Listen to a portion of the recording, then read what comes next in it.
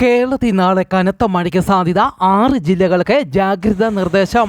September 9-ാം തീയതി നാളെ തിരുവനന്തപുരം, കൊല്ലം, പത്തനംതിട്ട, ഇടുക്കി, പാലക്കാട്, മലപ്പുറം ജില്ലകളിലും സെപ്റ്റംബർ 10-ാം തീയതി പത്തനംതിട്ട, ഇടുക്കി, പാലക്കാട്, മലപ്പുറം ജില്ലകളിലും കാലാവസ്ഥാ വകുപ്പ് യെല്ലോ അലർട്ട് പ്രഖ്യാപിച്ചു.